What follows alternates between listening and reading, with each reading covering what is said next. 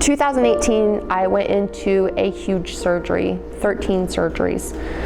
I ended up having abscessed teeth, and the abscessed teeth turned into having infection in my lung, my right one fully, left lung working at 10%.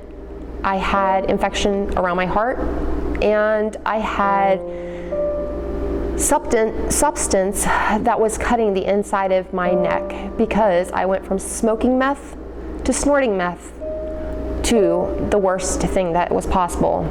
I went to shooting meth. My last surgery, I ended up coding.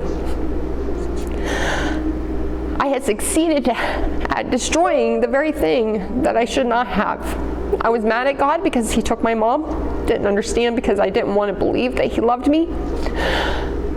During this coding, I went and I walked down a gravel path. Then all of a sudden, a big guy comes forward. He had tears, but he was smiling. And he told me, I have a purpose, and you're going back. I didn't get to tell my mom I loved her. I didn't get to say bye or nothing, but you don't say goodbye. You say until I see you again. So during this, God told my mother and my grandmothers they had to take me back. Upon getting back, I got to say I love you until I see you again. And they were gone. But not gone. When I came out, I had a disease called descending necromyelitis. Very few people live with this disease for very long. The minimum is about 3 years. That's not his story. His story is He brought me out of it, and I was going to be okay, and I wasn't going to have this. And he wasn't going to be told what I had. So 2 weeks later, I went to the doctor that did my surgery. And he proceeded to tell me the blood work no longer showed I had descending necromyelitis. So I no longer have a mark on my life. And I sat there and I just started laughing because I am loved. I'm not giving up. And I won't give up on anyone because God didn't give up on me.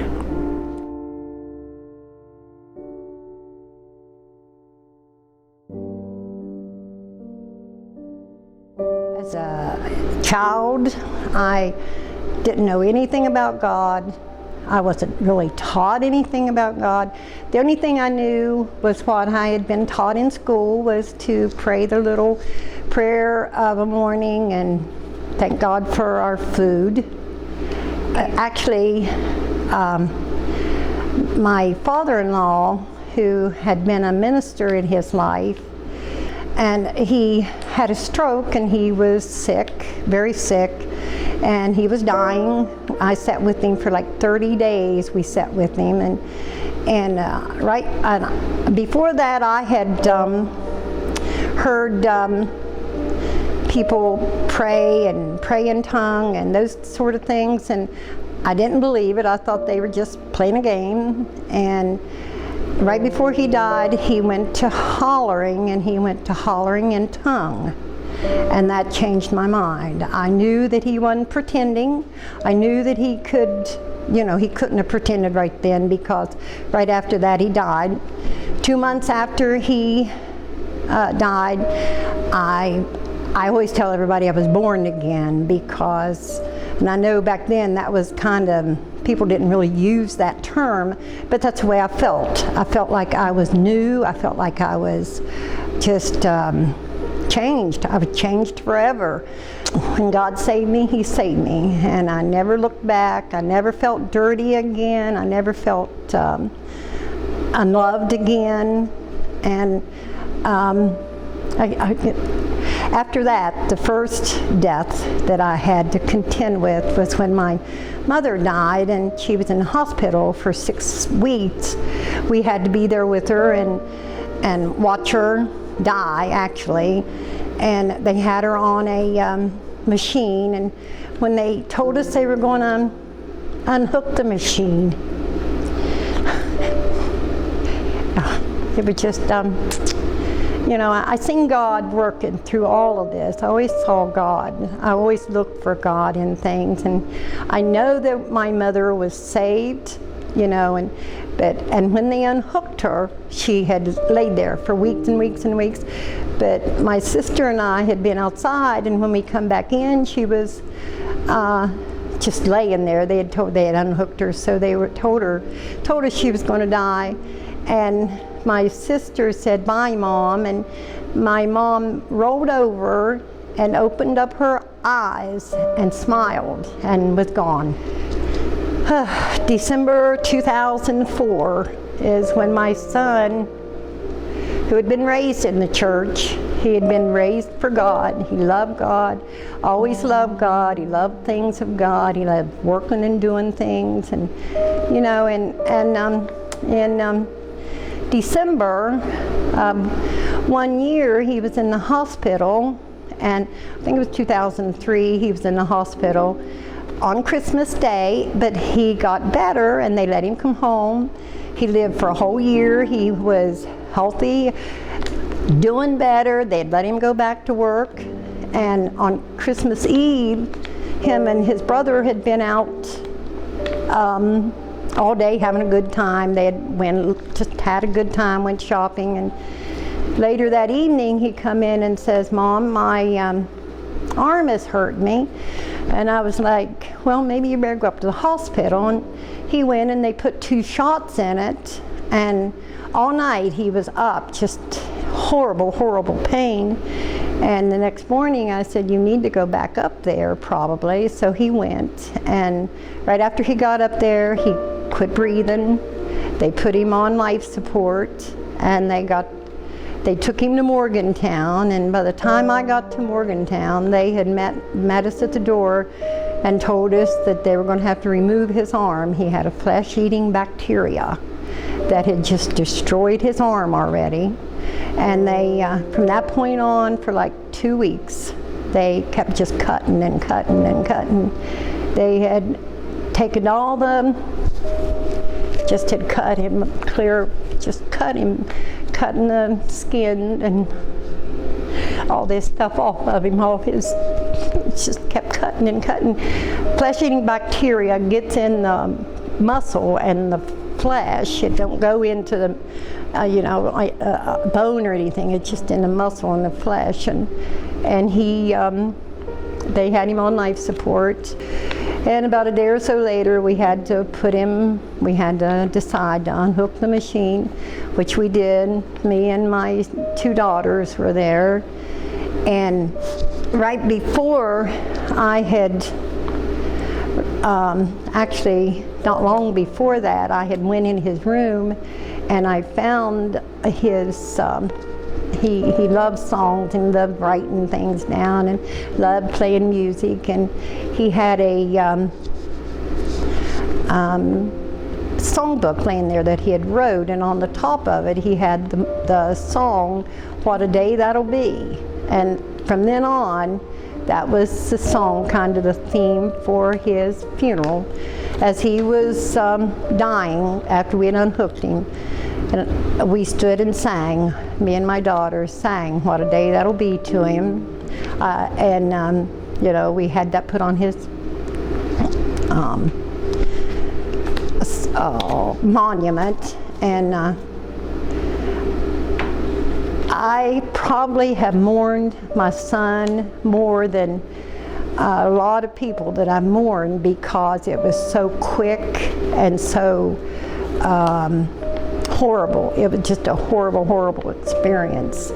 And but in every step of mourning, God was there with me. Actually, right before he got so sick, we found out we were going to have a new grandson. And I found out I was going to have a new grandson, and we hadn't had one for, several years.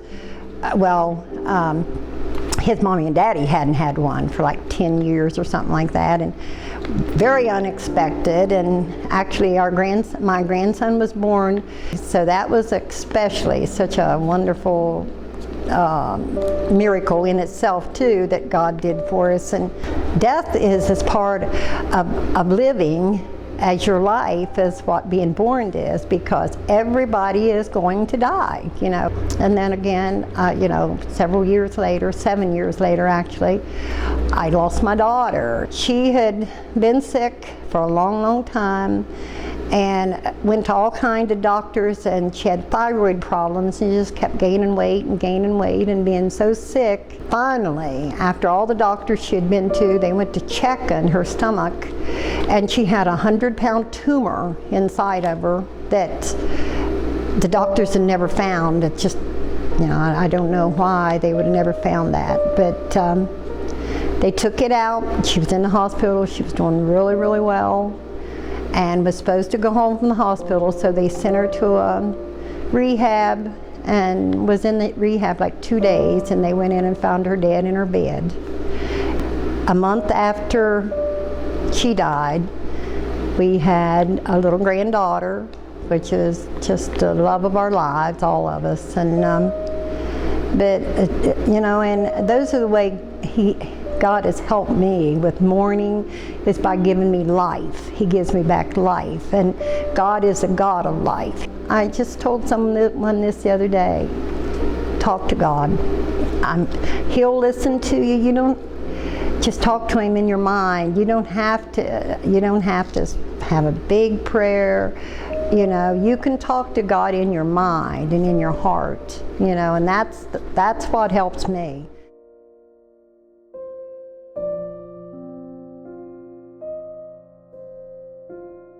Okay, I'd like to tell about what God has done for me, but before that I'll tell you about the struggles that I had.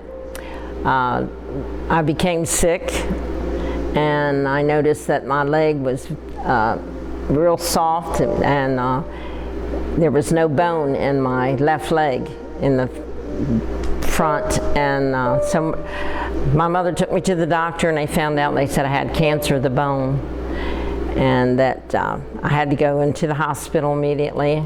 And I was in there, and they had taken more x-rays, and they found out that a new bone was growing around that old bone. And I couldn't walk. I would fall because this leg was shorter than the other, and it hurt really bad, what I can remember. And then they had called my mother and father and said they were going to amputate my leg as far up as they could go. And Mom said, no, you can't do that. And they said, yes, we will do it with or without your consent. So they came to Johns Hopkins the night before and stayed all night in Baltimore somewhere. And they got up. They were taking me in the operating room. The doors were open. They had just wheeled me in, and my father come in there, and he picked me up off the table, and he said, I told you you're not cutting on her, because if she dies, she's going to die in one piece.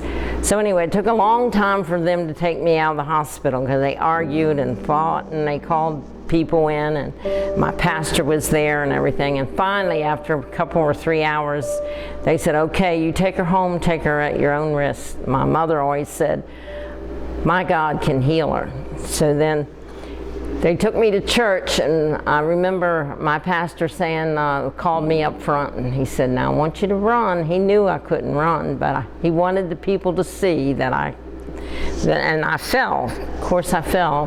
They picked me up and they put me on a chair, and he said, now I want everybody in here to get in one mind and one accord, because he said, when I touch her, God's going to heal her. That's just how much faith everyone had.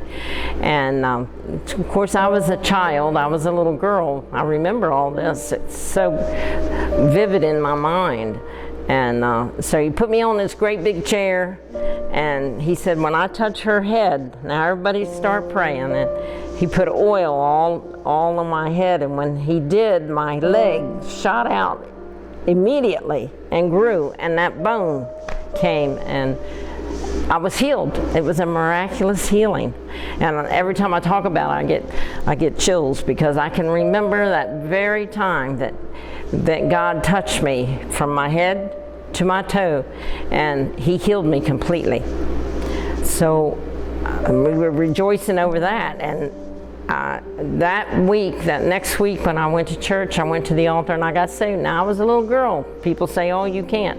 I was 5 years old and God saved me. And I remember getting up and saying, oh, everybody looks so pretty. Even if they didn't, they look pretty to me. And I was going around hugging everybody. There's nothing like it, no, not a feeling like it. And then a couple years later, I was about 9 years old and I got sick. And I couldn't move my legs, neither one of them. And I had a fever, and I couldn't do anything. People had to carry me to the bathroom and had to bring me back and put me to bed. So then when I went into the hospital, they told my mother it's the same thing she had. And Mom said, oh, no, no, no, no. God healed her from that. It's not the same. And so they examined me here. It was rheumatic fever, and it affected my legs, and that I couldn't walk. And I remember being in the hospital for 4 or 6 weeks. And finally I was able to walk a little bit, and they let me go home. And then 2 years later, when I was 11, I had another attack of rheumatic fever. Same thing, only this time it went to my heart. And Mom said, it's not the same thing, so don't even bring it up. And they found out it was rheumatic fever. So then as I went on, they said that I would have to take medicine the rest of my life. And I would probably not have any children. And the doctor told Mom she'll not be able to have any children. So anyway, I found the man of my dreams, I guess, and we got married, and guess what? I had 2 children. And after that, though, they told me it was a danger not to have any more, and we never had any more. But God blessed me with 2 and 5 wonderful grandchildren and 6 wonderful great-grandchildren. So God knows what He's doing. People don't. He has a plan for your life. And I praise God for that all the time. I think about what I went through in my life. And then when I was about 26, I think, I went back to the doctor, and I was fainting all the time. I was passing out. And he examined me and he said, I'm going to tell you, you're on the verge of leukemia. And I looked at him and I said, that was a Friday. When I got home, the phone was ringing. He said, I want you in here Monday morning, as early as you can get here. So during that time, the pastor, which was my brother-in-law at the time, told me, come up front, and we're going to pray for you. And everybody in the church gathered around me and prayed. And when I went back to the doctor Monday morning, he said, well, I don't know what happened. He said, but I don't see a trace of it. I said, well, I know what happened. And I gave him my testimony. He said, can I get your, send for your x-rays? I had to sign a paper. I said, yeah, because it's still down there. I told him about my healing with cancer and rheumatic fever. And it's hard for them to believe, because that's what they're there for.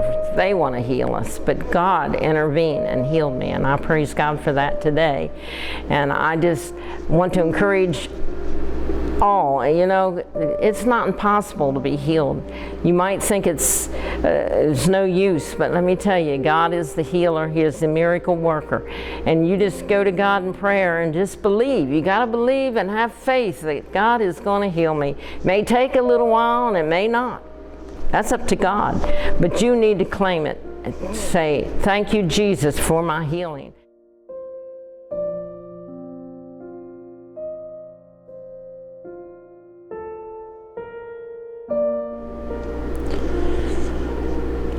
The Lord brought me here to talk to you today, to tell you what He's done in my life.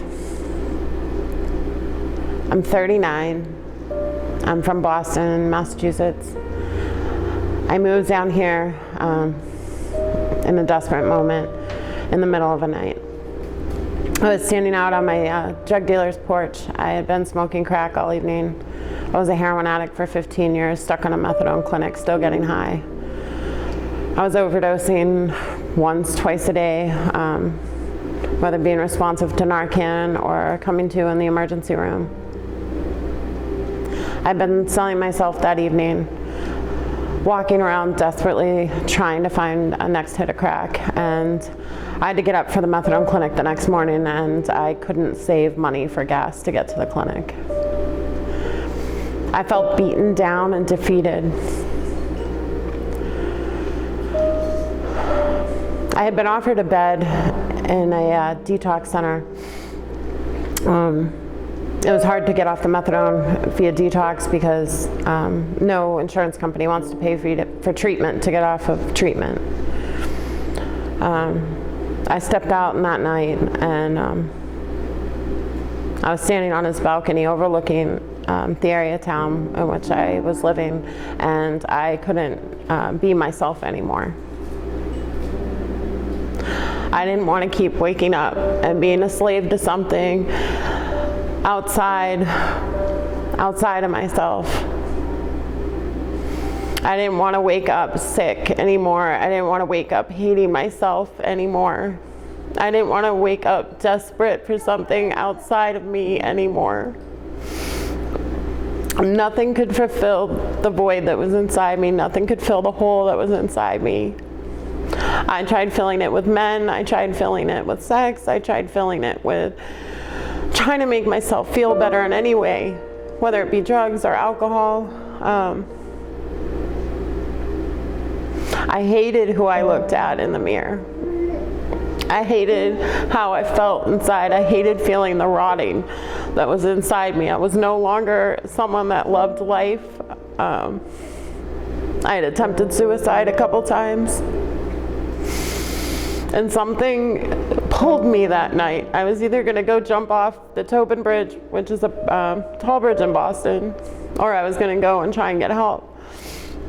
I called my father, and the place where I'd gotten a scholarship to a bed had held a bed for me for a month and took me there.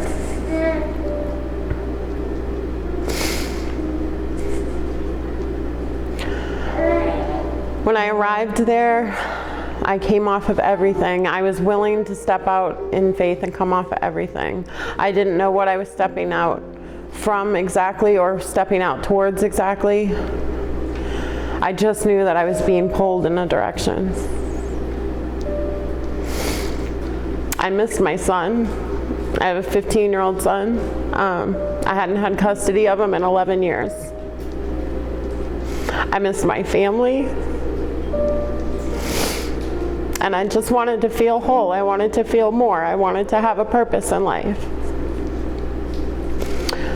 I ended up in Morgantown, West Virginia. I was originally born here and had moved away at 8 months old. And something kept pulling me back here. I started going to Narcotics Anonymous meetings. I was still empty. I was still saying I was an addict named Phoebe. I was still carrying around my dead old self. And without the drugs, I was still a shell of a person. I was still acting out in ways to try and fill that hole inside me. Finally, one August night, I was supposed to go speak at a detox facility inside a hospital, and something came over me and told me to pray. I didn't know Jesus. I had fought so long and hard about putting a God in my life. And I cried out and asked Jesus to come into my heart.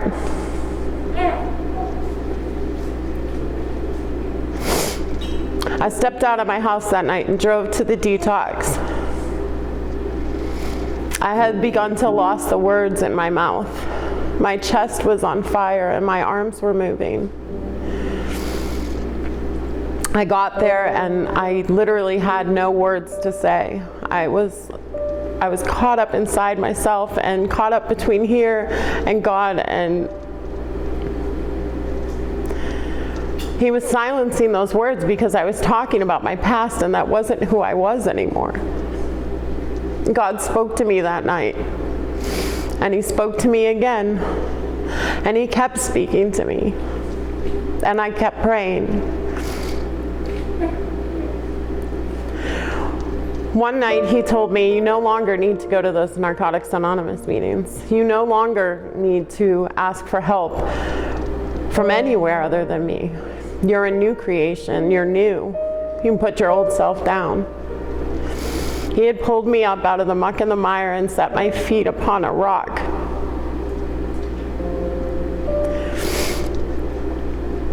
I met my husband, and we got married. I have an almost 4-month-old baby. And if you had told me any of this was going to happen, I would have thought you were high.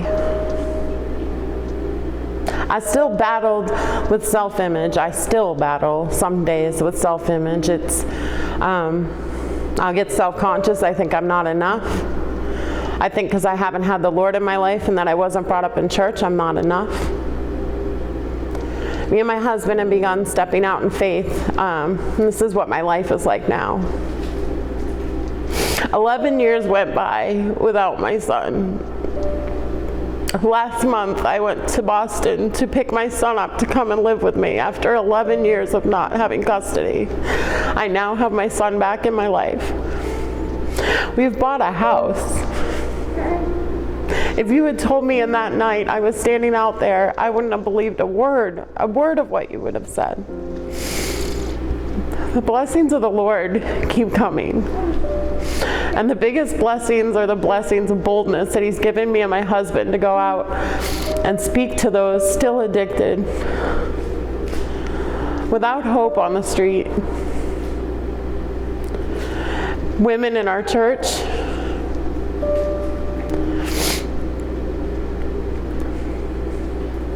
I have people that actually ask me now to pray for them. Like, my prayers have power now because of Jesus and everything that's been nailed to the cross. I still struggle from time to time and thinking I'm good enough, but I am enough. In the past few days, my prayer life's gotten a lot stronger, and this is what I want to tell someone that is out there and doesn't have hope.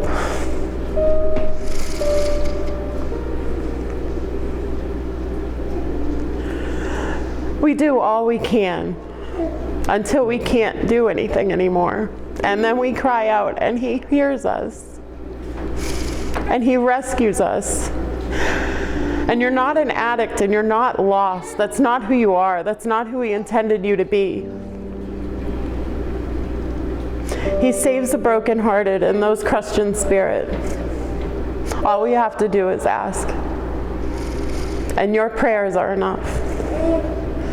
And the prayers of those around you that love you and care for you are enough. And you are enough with Jesus.